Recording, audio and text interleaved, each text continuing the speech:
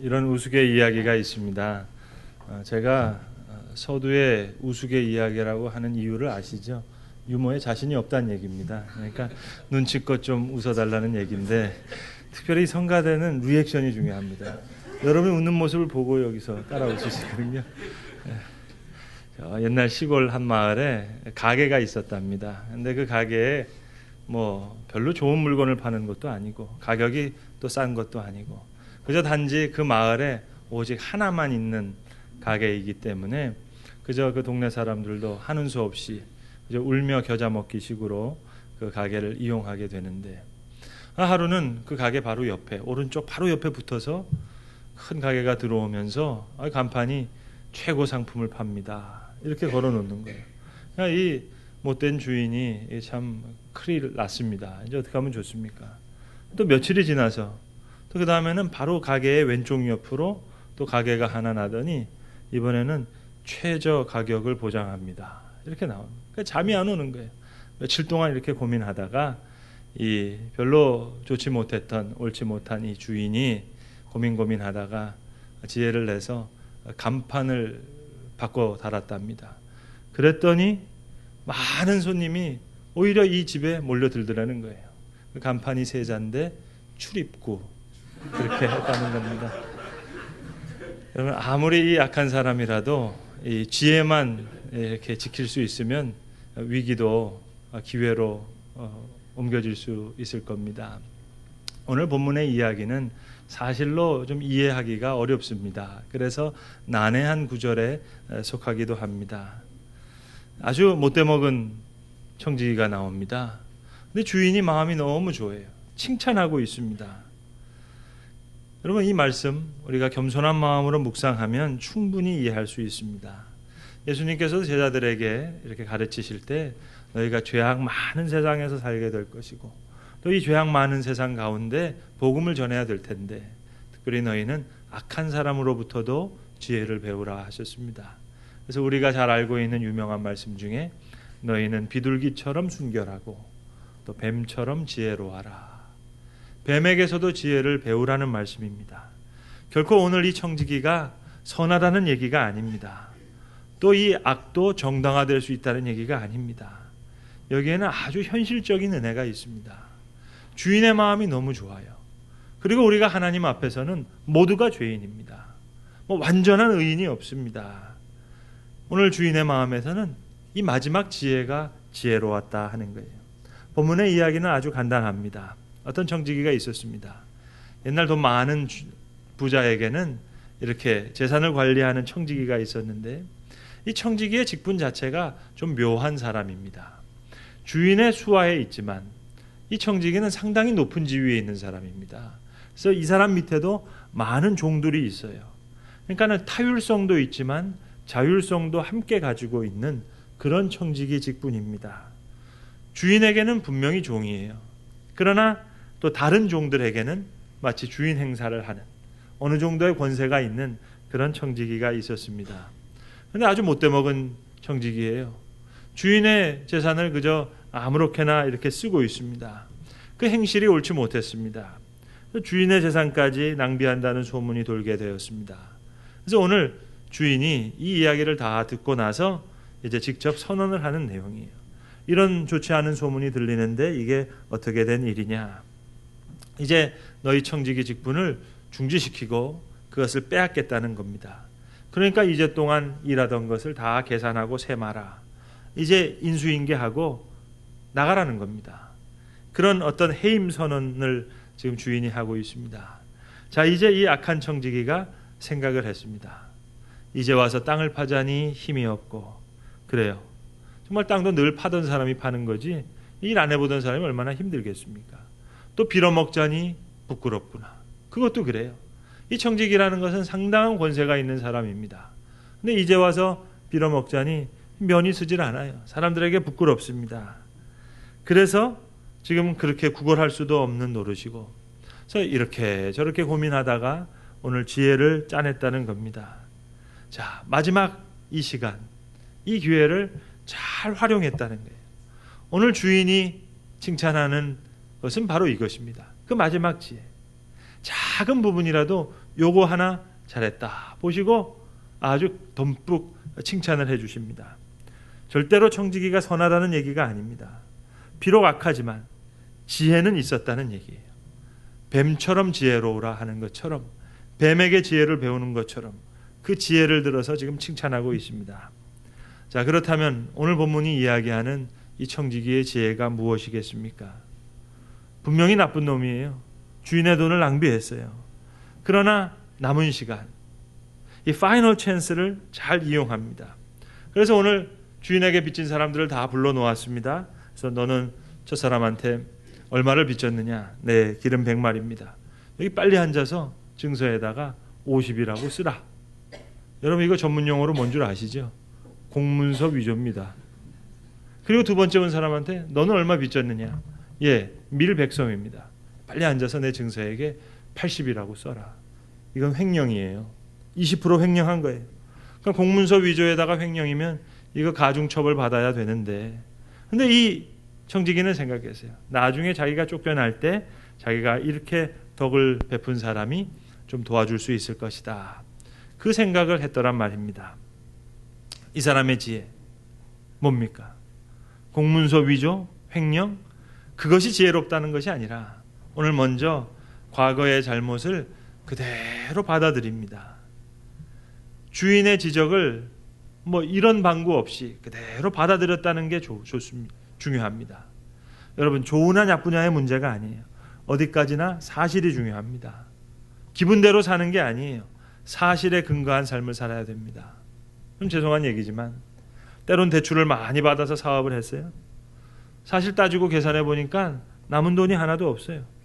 그런데도 여전히 사장이라고 큰 소리 칩니다. 회장님이라는 소리를 듣고 싶어 합니다. 사실로는 벌써 망한 지 오래예요.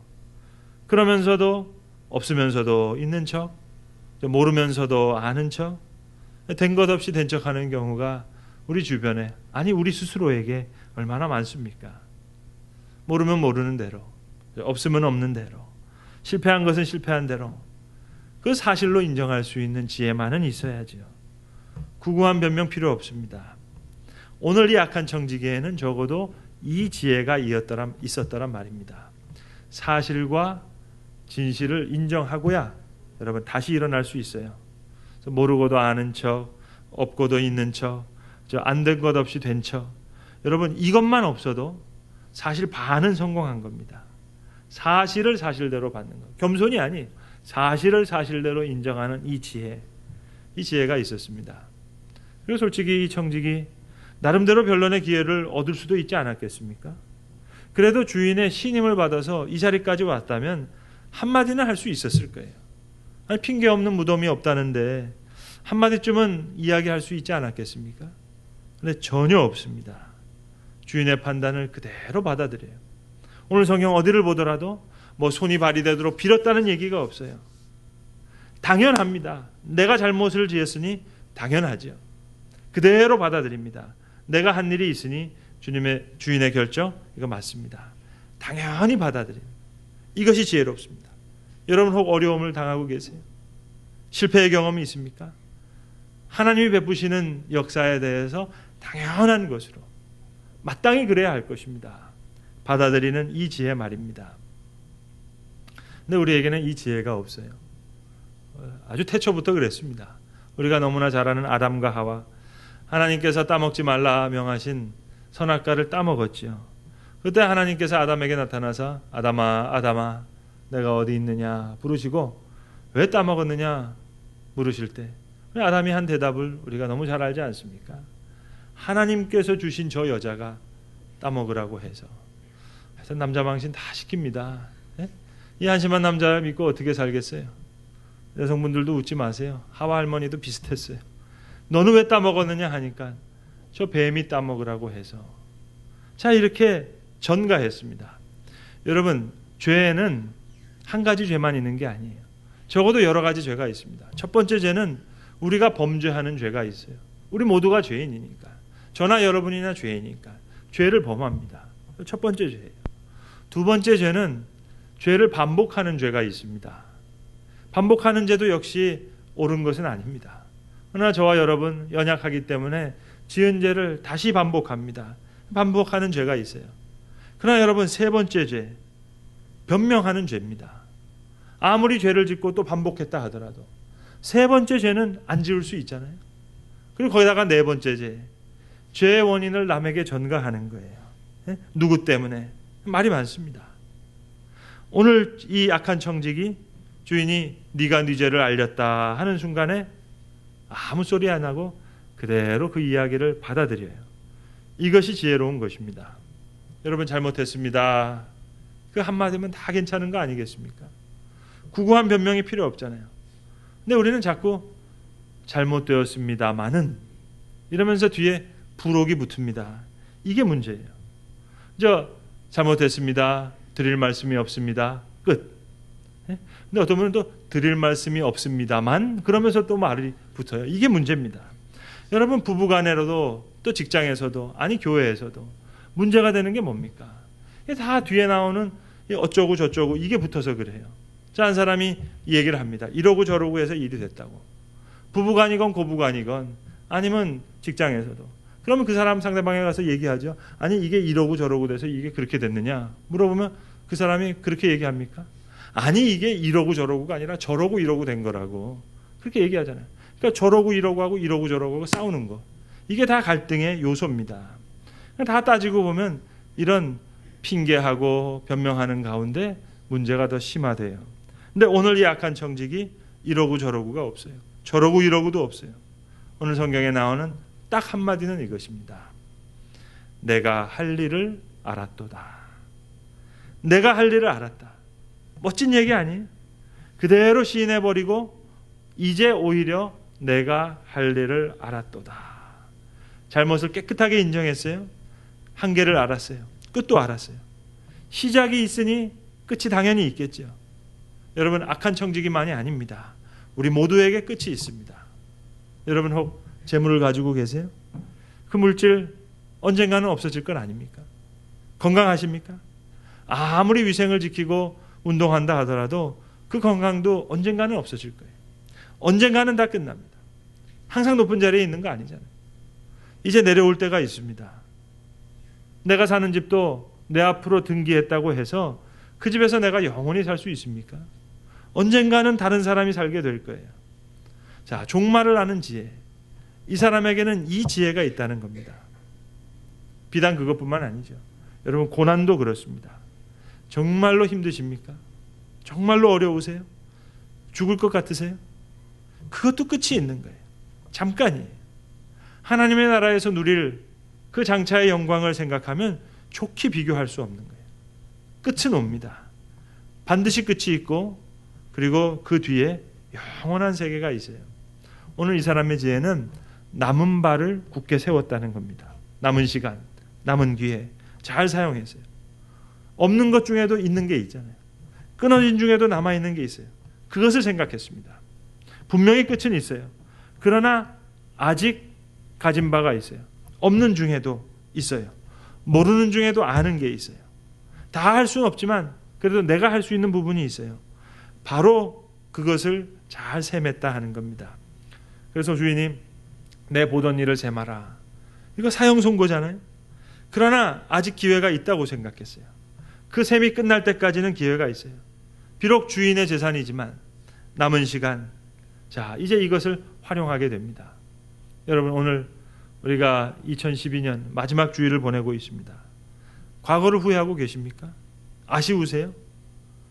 여러분, 후회라는 것보다 큰 낭비는 없습니다. 후회하는 것처럼 뼈아픈 아픔이 없어요.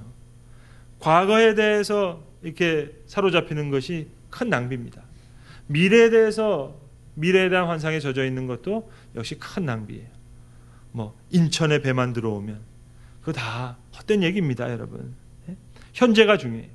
내가 할 일을 알았도다. 오늘 우리가 1절부터 8절까지를 읽었습니다만 본문 9절에 보시면 예수님께서 이 비유를 행하신 후에 이제 결론을 맺으시면서 하시는 말씀이 있어요. 불의한 재물로 친구를 사귀라. 이 또한 아주 어려운 본문입니다. 아주 해석하기 난해한 구절이에요. 불의한 재물로 친구를 사귀라. 오늘 얘기 자체가 지금 말이 안 되는 것 같이 지금 이끌어가고 있습니다. 헬라어 원문에 보시면 이 얘기는 맘몬 아디키아스라는 말입니다. 맘몬이라는 말은 많이 들으셨을 거예요. 맘모니즘, 맘몬, 물질을 가리킵니다. 재물. 아디키아스라는 말은 지금 불의하다는 거예요. 물론 지금 청지기가 벌어들이는 돈 불의한 재물입니다. 근데 이 아디키아스라는 말은 여러 가지로 번역될 수 있는데 불의하다라고도 번역될 수 있고 이거 별게 아니에요. 그저 별것 아닌 그렇게도 번역할 수 있습니다. 좀 의역하면 자 어차피 없어질 재물 그것을 가지고 친구를 사귀라 하는 거예요. 여러분 우리의 선행 영원히 가질 수 있는 것을 가지고 남에게 주라는 얘기가 아닙니다. 어차피 남에게 될 거예요. 그러니 미리 주라는 겁니다. 죽은 다음에 남의 것 때문에 어리석은 자지만 미리 주면 지혜로운 자가 됩니다. 뭐 특별한 이야기가 아니에요. 어차피 잃어버릴 건강이에요. 어차피 노쇠해서 죽을 겁니다. 여러분 어차피 없어질 건강과 생명 열심히 한번 힘껏 일해보면 안 되겠습니까? 어차피 내가 다 가지고 가는 게 아니에요. 좋은 일에 한번 듬뿍 써보실 마음이 없으세요? 어차피 떠나야 될 세상인데 한번 보람있게 살 마음이 없습니까? 이게 바로 지혜입니다. 여러분 연말이 돼서가 아니라 항상 한계는 우리 눈앞에 있어요. 석양이 지고 있습니다. 그러나 남은 발을 굳게 하는 지혜가 있어야 돼요. 지난날 돌이켜보니 후회가 많아요. 악했어요. 잘못된 일도 많아요. 그러나 마지막 지혜는 가져야 합니다. 이 종말론적인 지혜 말입니다. 다른 것은 다 없어도 좋아요. 그러나 이 지혜만 있다면 다시 지혜로운 생을 살 수 있습니다. 불의한 재물로 친구를 사귀라. 그리하면 그들이 너희를 영원한 처소로 영접하리라. 이거 엄청난 얘기 아닙니까? 사랑하는 성도 여러분, 남겨진 바에 대한 책임을 물으시는 거예요. 그 지혜를 요구하시는 거예요. 할 수 없었던 일을 들어서 문책하는 게 아니에요. 할 수 있는 일을 안 했기에 문제가 되는 겁니다. 모르는 거 물으시는 거 아니에요. 알고 있는 것을 물으십니다. 있는 바대로 있는 것. 가진 게 다 있잖아요. 요즘 이제 저 시내에 나가서 젊은 여성들 이렇게 신을 신고 다니는 거 보면 뭐 예전에는 저희 때 이제 하이힐은 있었는데 요즘에는 아예 앞굽이 한 10cm 되는 게 있더라고요. 그래서 뒤에는 한 20cm 되시고. 여러분 그냥 있는 바대로 살면 안 되겠습니까? 크면 큰 대로 작으면 작은 대로. 우리가 가지고 있는 게 있어요. 충분히 할 수 있는 일이 있어요. 그걸 가지고 판단하시겠다는 겁니다. 없던 돈 가지고 묻는 게 아니에요. 가지고 있는 돈이에요. 없는 건강 가지고 이야기하는 게 아닙니다. 가지고 있는 건강, 가지고 있는 지식, 지금 가지고 있는 시간, 할 수 있는 것을 묻는 겁니다. 저는 스스로 이런 생각을 해봅니다. 오늘 성경에는 없지만 오늘 성경 그 부로 후편을 한번 써보고 싶은 마음이 있어요. 오늘 이 주인의 마음이 너무 좋잖아요. 마치 우리 하나님의 마음과 같지요. 모두가 다 죄인이에요. 그래도 작은 걸 하나를 보시면서 귀하게 여기세요. 오늘 청지기를 크게 칭찬했다 하셨잖아요. 이렇게 크게 칭찬한 것으로 미루어서 저는 그를 내쫓지 않았을 거라고 한번 그렇게 생각해 보고 싶어요. 다시 복직이 됐을 거라고. 다시 기회를 주었다고 말입니다. 자, 지난날의 실패 있으니 이제 그것을 경험 삼아서 앞으로 더 잘하라고. 더 귀한 기회를 주셨을 것이다. 이렇게 한번 연상해 보고 싶습니다.